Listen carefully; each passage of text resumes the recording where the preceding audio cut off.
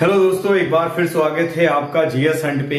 और आज हम लोग डिस्कशन करने वाले हैं एक मोस्ट इम्पॉर्टेंट और बहुत ही रोमांचक तथ्य कह सकते हैं।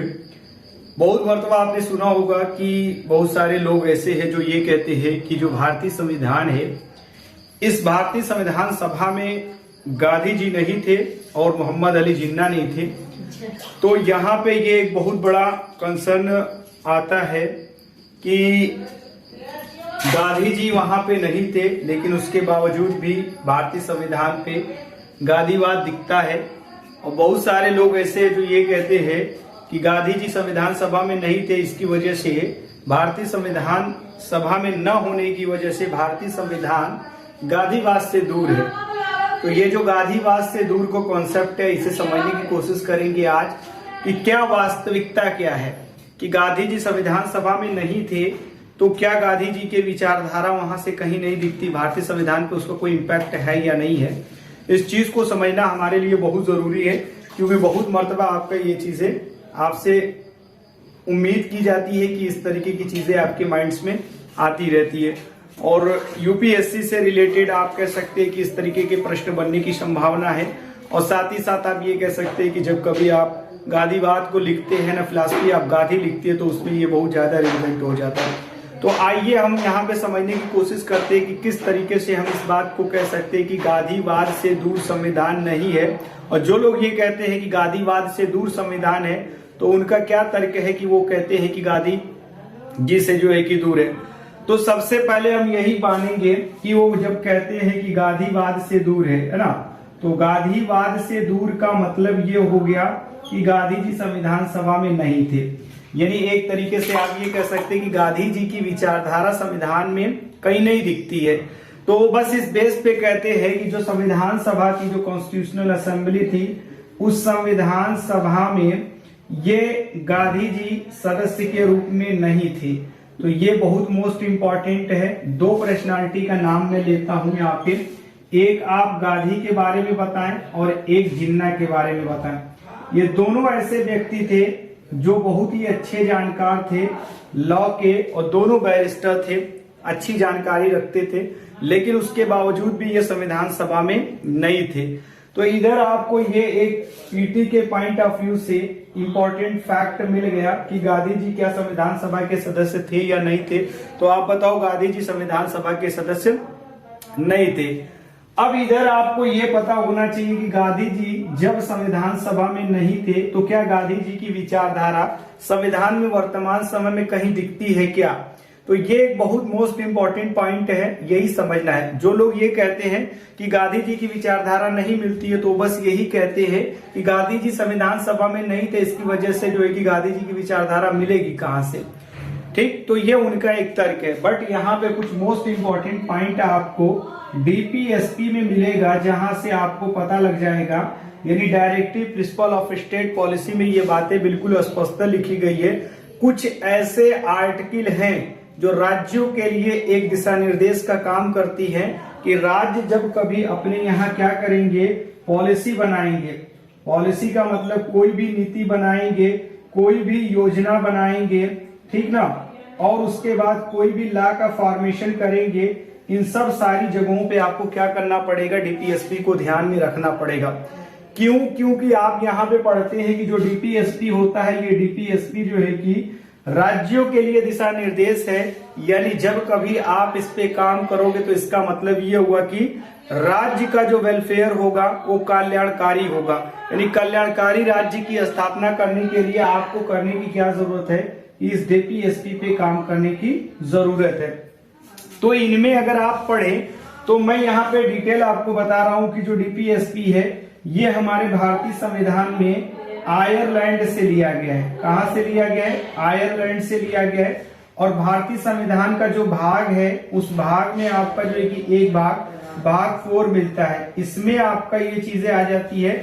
और उसके बाद अगर आप देखें, ये आपका 36 से लेकर के 51 तक आर्टिकल मेंशन किए गए हैं, जिसमें ये कहा गया है कि राज्य की ये जिम्मेदारी होगी कि जब कभी ये अपनी पॉलिसी को क्रिएट करेंगे, अपनी योजना को बनाएंगे, यानी प्लान को बनाएंगे, कोई प्रोग्राम क्रिएट करेंगे, कोई लॉ का फॉर्मेशन करेंगे, तो इस चीज को ध्यान में रखेंगे ताकि उस राज्य का जो स्तर है वो कल्याणकारी स्तर बन सके, यानी वेलफेयर स्टेट के रूप में वो डेवलप हो सके। अब यहाँ पे बहुत सारी चीजें है कि क्यों इसको जो है कि आप वाद योग रखते हैं या नहीं रखते हैं, ये सब सारी चीजें हम बीपीएससी वाले पॉइंट्स में समझने की कोशिश करेंगे। बट यहाँ पे जो मैं आपको गांधीवाद से संबंधित कुछ पॉइंट बताना चाहता हूँ कि गांधीवाद से संविधान जो है कि दूर नहीं है, बल्कि आप ये कह सकते हैं भारतीय संविधान में गांधीवाद की बहुत सारी विचारधाराएं आपको देखने को मिलेगी। अब देखो यहाँ पे कुछ मैं आपको मोस्ट इंपॉर्टेंट पॉइंट बता रहा हूं। नंबर 1 इज दिस, ये आर्टिकल 40 है, यानी आपका 40 अनुच्छेद है। जब अनुच्छेद 40 का आप अध्ययन करते हैं डीपीएसपी में तो आपको ये पता है कि ये जो आपका पंचायतों का गठन है ना, पंचायतों का गठन, ये पंचायतों का गठन किस में दिया गया है, ये डीपीएसपी में दिया गया है, यानी आर्टिकल 40 में दिया गया, आर्टिकल 40 पे दिया गया है। और ये कहा गया है कि राज्य अपने यहाँ पंचायतों का गठन करेंगे।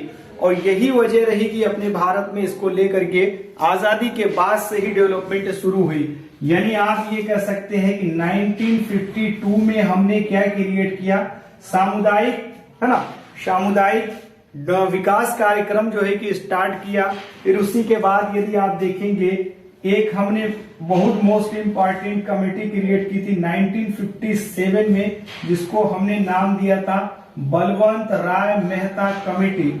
हमने उसको क्या नाम दिया था, बलवंत राय मेहता कमेटी, उसके अध्यक्ष थे।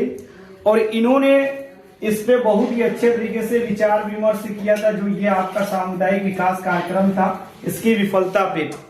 और फिर उसके बाद इसी चीज पे विचार करते हुए इन्होंने पंचायत के गठन की बात की थी। और 2 अक्टूबर 1959 में, यदि 1959 में अगर आप बात करें, राजस्थान में एक जगह है जिसका नाम क्या है, नागौर जिले में जो है कि पंडित जवाहरलाल नेहरू के द्वारा ये स्टार्ट किया गया था। बाद में धीरे धीरे इसका एक्सटेंडेड किया गया। तो कुल मिलाकर के कहने का मतलब ये है कि जो आपका ये तर्क दिया जाता है कि संविधान में गांधी जी की विचारधारा कहीं दिखती नहीं है, तो ये आर्टिकल 40 एक ऐसी धारा, एक ऐसा अनुच्छेद है जहां से आप उसको रिलेट कर सकते हैं और बता सकते हैं कि संविधान में इसके द्वारा हम ये कह सकते हैं कि गांधी जी की विचारधारा दिखती है। वो क्यों दिखती है, क्योंकि आप ये जानते हैं कि गांधी जी हमेशा कहते थे कि जो गांव है ना, अपना देश गांव में बसता है। कहाँ बसता है, बसता है गांव में, है ना। तो ये एक तरीके से गांव के विकास की ही बात है। ये जो आपका डिसेंट्रलाइजेशन का कॉन्सेप्ट है, यानी इसकी इंपॉर्टेंस इतनी बढ़ी कि वर्तमान समय में यदि आप देखेंगे ये बहुत मोस्ट इंपॉर्टेंट रोल प्ले कर रहा है डिसेंट्रलाइजेशन के काम पे। यानी आप कह सकते हैं कि जो हमारा लोकतांत्रिक, है ना, देश है, लोकतंत्र है, उस लोकतांत्रिक व्यवस्था को मजबूती प्रदान करने में जो आपका पंचायत है मोस्ट इंपॉर्टेंट रोल प्ले कर रही है। यानी जब कभी हम भारतीय संविधान की प्रस्तावना पढ़ते हैं, उसमें आर्थिक और सामाजिक और राजनीतिक न्याय की बात करते हैं, तो ये जो आपका, अगर इस पर्सन से अगर आप सामाजिक न्याय की बात करेंगे तो भी आपको देखने को मिलेगा। और साथ ही साथ अगर आप राजनीतिक समानता की बात करें या राजनीतिक न्याय की बात करेंगे तो इधर आपको ये चीजें स्पष्ट दिख रही होगी। और ये गांधी जी की विचारधारा थी। और इस बेस पे आप कह सकते हैं कि संविधान सभा में न होते हुए भी गांधी जी की विचारधारा संविधान के बहुत सारे ऐसे पोर्शन पे दिख रही है, जिसको हम ये कह सकते हैं कि संविधान गांधीवाद से दूर नहीं था। तो एक पॉइंट मैंने आपको बताया, कभी मैं एक अलग से पूरा वीडियो इस पे क्रिएट कर सकता कि आपका 73वां संविधान संशोधन, 74वां संविधान संशोधन और पंचायतों से संबंधित विभिन्न प्रकार की जो आपकी समितियां बनाई गई है, उन्होंने क्या क्या रिकमेंड किया, क्यों ये इतना इंपॉर्टेंट है और अभी इतना सफल क्यों नहीं हुआ, क्या इसकी अचीवमेंट अब तक रही है, ये सब सारी चीजें आपको यहाँ देखने को मिलेगी। ओवरऑल आप ये कह सकते हैं कि लंबा चौड़ा टॉपिक आपका ये हो सकता है। बट मैं आपको क्या बता रहा हूं, मैं ये बता रहा हूं कि क्या संविधान सभा में गांधी जी नहीं थे तो संविधान सभा में न होने के बावजूद भी क्या ये बहुत ज्यादा दूर था, या फिर इसमें बिल्कुल आपका गांधी जी की विचारधारा नहीं दिखती।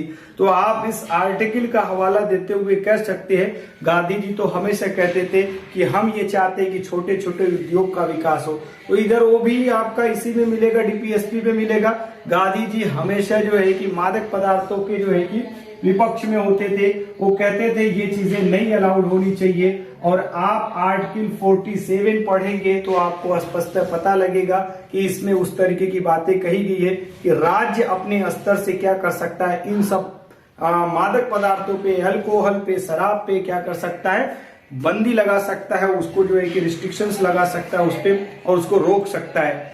लेकिन अब आपके दिमाग में ये बात होगी कि जो राज्य है, ये राज्य ऐसा करता क्यों नहीं है। राज्य का मतलब वो नहीं समझिए ना, राज्य का मतलब यूं समझ लीजिए कि जो आपका आर्टिकल 12 में मेंशन किया गया उसके बारे में ये चीजें बताई जा रही है।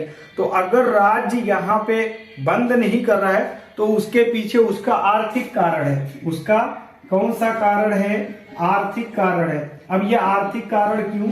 क्योंकि अगर मैं एक एग्जांपल अगर आपको दूं, अगर हरियाणा का एग्जांपल दूं तो आपको स्पष्ट पता लगेगा कि हरियाणा की जितनी भी रिवेन्यू है, जितना भी उसके राजस्व का साधन है, उस राजस्व के साधन में लगभग आप ये कह सकते हैं 13% ऐसा पैसा है जो आपका कहां से आता है? अल्कोहल से आता है।